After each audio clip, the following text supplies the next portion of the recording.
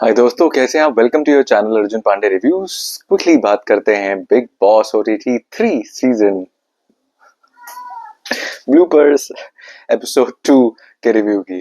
तो एपिसोड की शुरुआत होती है किचन की लड़ाई से। मैंने कहा था, लाइव पे हम ये देख चुके थे कि किचन में थोड़ी गहमा गहमी होने वाली है। जब 16 लोग मिलते हैं और सबके खाने की रिक्वायरमेंट्स अलग होती हैं, तो लाजमी होता है कि भाई बहुत लोग ऐसे होते हैं जो एडजस्ट नहीं कर सकते, जिनको जो चाहिए चाहिए। कई लोग होते हैं जो थोड़े बॉसी बनते हैं, और जब ऐसी कॉन्ट्राडिक्टिंग पर्सनालिटीज टकराती हैं तो बिग बॉस को अपने लड़ाई का मसाला तो मिल ही जाता है।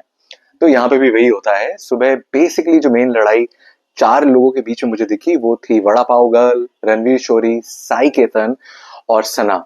तो सना कहीं ना कहीं साई केतन को बोल देती हैं कि आपको तो 2 ही अंडे खाने हैं, 4 ही अंडे खाने चाहिए, ये पोर्शन होना चाहिए, जो साई केतन एब्जॉर्ब नहीं कर पाते जब वो डिवाइड करते हैं कि भाई मुझे तो कम से कम मेरे हिस्से का प्रोटीन इनटेक, रिमेंबर शालीन, तो मुझे कहीं ना कहीं अपना प्रोटीन इनटेक और ये सारी चीजें तो चाहिए ही चाहिए। दोनों पार्टीज कहीं ना कहीं सही है यार, कहीं ना कहीं इन लोग का कंट्रोल करना भी जरूरी है ताकि सबको खाना मिले। बट जब साई साई केतन या फिर रणवीर शोरी अपने हिसाब से ले रहे हैं जितना उनका हक बनता है, तो वो भी गलत नहीं है। तो यहाँ पे सॉर्ट ऑफ बहुत गहमा गहमी के बाद दोनों अपने अपने पार्टीज और ग्रुप्स को जाके ट्राई करते हैं बताने का।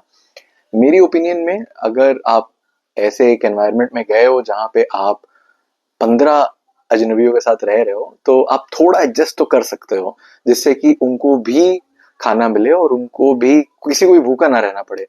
मतलब अगर मैं कभी बिग बॉस में होता तो मैं तो यार यही कहता कि भाई ये लोग थोड़ा कम ही खा लूंगा, लेकिन इंश्योर करूंगा कि कोई भूखा ना रहे, किसी को कम ना पड़े। खैर, वो मेरा ओपिनियन है। यहाँ पे ओपिनियंस थोड़े क्लैश होते हैं, चीजें आगे बढ़ती हैं। हम ये भी देखते हैं कि जब रणवीर शोरी सोफे पे बैठे होते हैं, तो लवकेश आके उनसे बात करते हैं और सोफे में उनके पास या उनके पैरों के बीच में अपना पैर रख के थोड़ा हवाई हवाई सिस्टम करते हैं। अब ये चीज मुझे डिसरिस्पेक्टफुल लगी। भले ही लवकेश का ऐसा इंटेंट ना हो, बट जब आप देखोगे खुद भी तो आपको ये लगेगा कि यार, कोई अगर आपसे डबल आपकी उम्र का हो, जब आप शायद पैदा भी नहीं होते तब से एक्टिंग कर रहा है, तो आप थोड़ा कॉशियस आपको होना पड़ेगा, या आपको रिस्पेक्टफुल तो होना पड़ेगा। आप भले ही उससे बात मत करो, कुछ भी करो, बट रिस्पेक्टफुल होना पड़ेगा। इसके बाद बिग बॉस सबको सबको मैसेज भेजते हैं, एंड इस मैसेज में एक्चुअली सना, यानी जो सीक्रेट एजेंट है, उसके लिए हिडन मैसेज होता है जो कहता है कि भाई सबको ही तो गेम में घुस चुके हैं, लेकिन लवकेश, कटारिया, अरमान और अपने जो बॉक्सर हैं नीरज, ये लोग अभी भी बाहर की दुनिया से ज्यादा बातें कर रहे हैं, बाहर की दुनिया की ज्यादा बातें कर रहे हैं। और ये सना के लिए सीक्रेट मैसेज होता है। और इसके बाद बिग बॉस एक सॉर्ट ऑफ एक डिबेट की एक्टिविटी रखवाते हैं, जिसमें कि दीपक मॉडरेटर बनते हैं, एंकर बनते हैं जो वो है।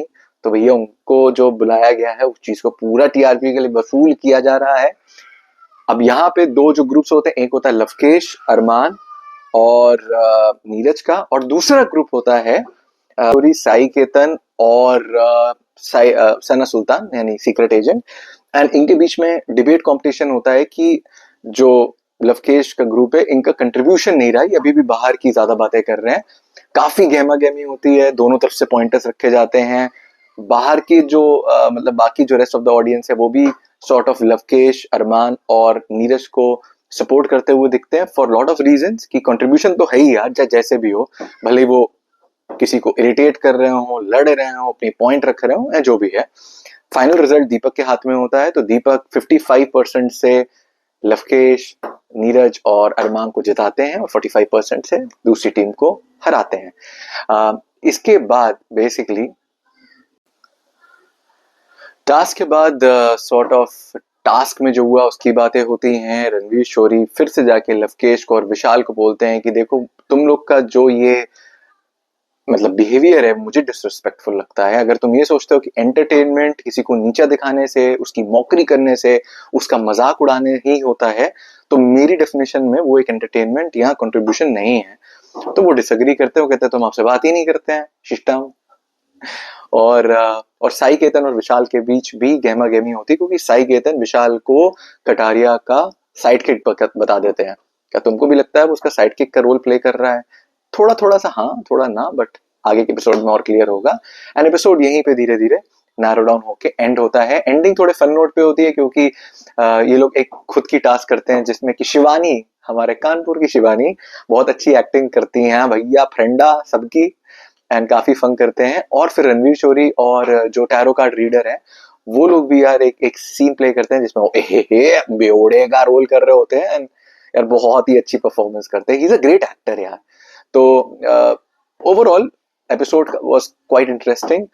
ये चीज तो पता चल रही है कि धीरे धीरे ग्रुप्स बन रहे हैं, एक तरफ टेलीविजन वाले और एक तरफ अपने ओटीटी और सोशल मीडिया ग्रुप। कहीं ना कहीं ये सेग्रीगेशन आने लग गया है और बिग बॉस इस चिंगारी में और पेट्रोल डाल रहे हैं और उसको और सुलगा रहे हैं, क्योंकि जो लोग नॉमिनेट हुए हैं as per the live feed जो पता चल रहा है वो है Shivani Kumari for some reason, vada pav girl, Deepak, जिनको तो बिग बॉस कहीं जाने नहीं देंगे, आई एम श्योर वो मिनिमम गारंटी के साथ होंगे, और लवकेश और विशाल।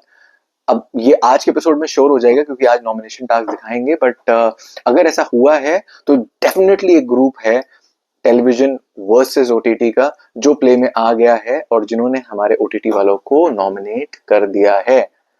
आपको क्या लगता है अपने कमेंट जरूर करें और चलिए साथ में बिग बॉस एंजॉय करते हैं। अगर आपको रिव्यू पसंद आया हो तो please like share and subscribe, and love you all, thank you so much. This is Arjun Pandey signing off, take care, bye bye.